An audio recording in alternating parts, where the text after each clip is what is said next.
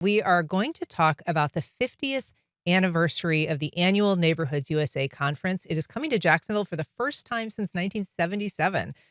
Here to talk about it with us is Thomas Waters. He is the director of the Neighborhoods Department for the city of Jacksonville. Thomas, so nice to have you today. Good morning. Thank you very much for having me. Thank you for being here. So you run the Neighborhoods Department, which is a department with a vast array of responsibilities, beyond what most people could think of like one job. You're over mosquito control, you're over environmental quality and environmental infractions. You're over code compliance, buildings that have to come down because they're not, properly whatever reinforced. And so you've got a vast range of duties.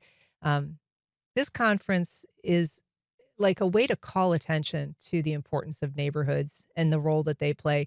Can you talk a little bit about what this conference is, what spotlight it shines on the city and the work that you do here? Yes, absolutely. So let's go back about 50 years, a little bit of history about this conference, and which leads up to the neighborhoods department, which was at that time really wasn't thought about.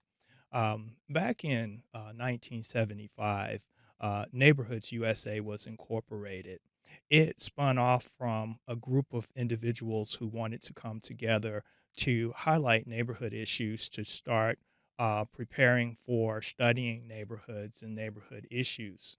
Around 1976, local gentlemen and some other individuals got together here in Jacksonville for the purpose of doing neighborhood studies.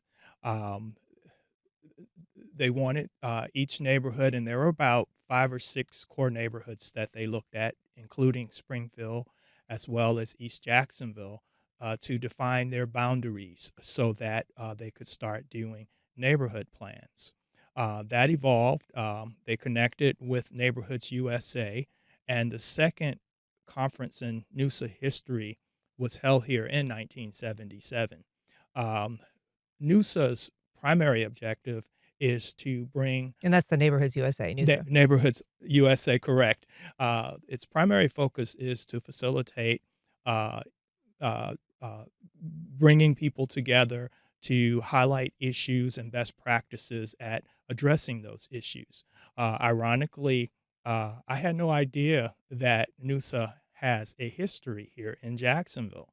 Last year, around this time, I went to a neighborhoods conference, a NUSA conference in Lubbock, Texas. And before going, shortly after being appointed as director of the neighborhoods department, I wanted to integrate with organizations that highlight neighborhood organizations, neighborhood issues. I came across NUSA. They invited me to come to the conference. And at that time, I saw it as an opportunity to bid for hosting the conference because we used to do that back roughly 20, 25 years ago when we created the neighborhoods department. Taking the neighborhoods department back to its roots, so to speak, was one of the objectives. So I went to Lubbock, submitted my bid proposal, and was able to defend it. Thus, we are privileged to be able to host the 50th anniversary of the Neighborhoods USA Well, conference. let me ask you, I mean, can you just define what is a neighborhood? A neighborhood is any group of people. You can define it by houses, you can define it by apartments. It's a group of people who have a defined boundary, and they call that boundary home. And that's my generic definition of a neighborhood. There is no uh, Does it have to have kind of a historical cohesion or a physical boundary that makes sense, or is it a sense of identity? I think it's all of that, but it's defined by the people who live there. So you can put your own boundaries, your own name, your own culture, your own identity on your neighborhood. And that's essentially what we do when we go out in the city here in Jacksonville is we work with groups of people. It may be, and I always ask that we have at least 5 people to come together. We'll sit on the front porch and talk about what they define as their boundaries.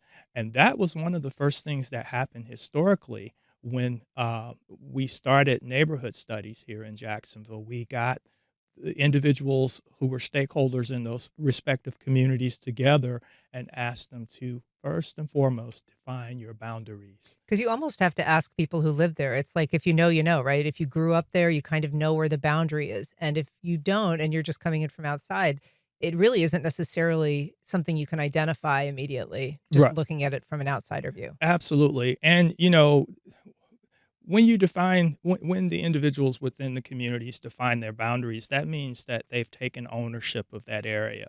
And so that's precisely what we try to do, is to encourage projects, if you will, that will bring people together, activities that will bring people together to actually make them feel a sense of ownership.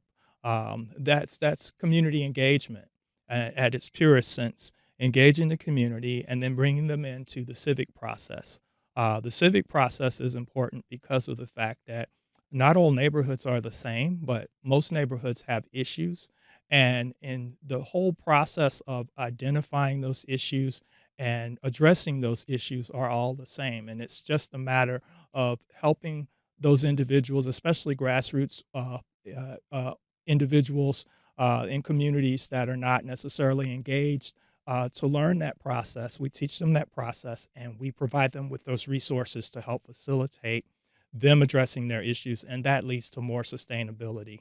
So every community has its issues. I would say Jacksonville has one issue that seems to be, kind of unique to Jacksonville, which is just the sheer size of Jacksonville and the Yes. number of communities that have an identity, and the fact that they're in some ways really different, disparate places that have very different sets of issues. And so what are how does that present for the neighborhoods department in terms of helping communities, either create or sort of rally around their identity and make that, fact of their identity important in their lives and kind of in their efforts to build community? So, one of the skills that I bring with me is being a historian and a genealogist, and I also happen to be a native of Jacksonville.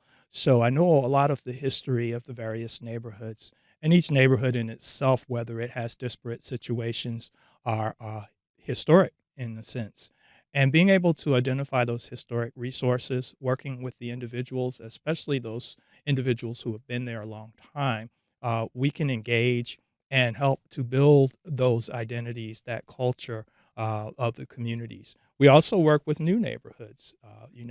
Since the late 70s, early 80s, the state of Florida required that we implement homeowners associations.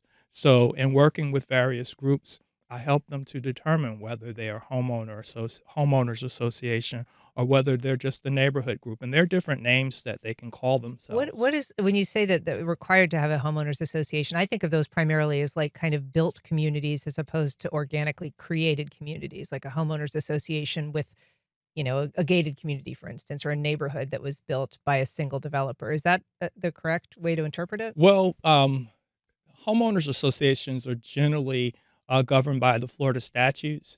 And these are new communities that were created in the late 70s, early 80s that were required by the state of Florida to have retention ponds. And the state of Florida wanted those entities to be incorporated to maintain those retention ponds in perpetuity. So, regardless of all of the marketing that went in by the developer to govern or regulate the color of your house or how many cars you can park in your driveway. The primary purpose of homeowners associations is to maintain those retention ponds. Wild. That's a fascinating piece of history I did not know. And so those are one of the groups that you work with. With your vantage point, and as I said, you're over all of these various divisions that deal with so many different functions of city government. Do you how do you perceive just sort of the disparate realities of the many neighborhoods in Jacksonville and the resources that are available to them? Yes. So, one of the things that I like to focus in on is serving all neighborhoods. That was something that Mayor Deegan stated, that she wanted to make sure that we serve all neighborhoods. Unlike years ago when funding came from the federal government, and we pretty much had our hands tied in working with low to moderate income communities. And if you recall, we had neighborhoods that we labeled as intensive care neighborhoods. Those were the ones that were identified with the most disparate situations. Those were the ones who fell into Health Zone 1.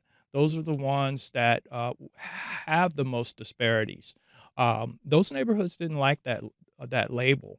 And so, what we do first and foremost as the neighborhoods department is we do regulatory exercises. So, the majority of the majority of the divisions within my department are responsible for enforcing the ordinance code. And with that being said, the activities that we are generally known for, people don't like it because we have to issue citations and such. But I have been working to kind of revamp that to give it more of a softer side. So we've been engaging in the community, helping people to, if let's say for instance they're living in a home that is substandard, that it may be necessary for us to issue a citation on. Before we issue that citation, I'm also over the Housing and Community Development Division. We will refer them to Housing and Community Development to help them to find resources within our purview to be able to help them to renovate their homes instead of just issuing a citation. We have also been working with other agencies within the city of Jacksonville with programs such as LISC, facilitating the program through Three Rivers to help with air properties. Oftentimes, you have in older neighborhoods houses that were passed down from grandmother to mother to children, and there was no formal process of passing it on. But yet, these homes now require substantial repairs and, in many instances, may not be livable. And before we can do anything, we have to address the housing safety issues. So, we have mechanisms that we're putting in place to kind of soften the blow and help our citizens. And one of the things to do it in a mass way is to work with neighborhood groups and help to facilitate programs and services that are specific to those communities. You are nearing your 40th anniversary with the city of Jacksonville, which is quite a milestone to reach, for anyone. But I'm curious, I mean, you're running the neighborhoods department for the first time, but you have been in many roles and done many things for the city. How does that vantage point inform the work that you do now?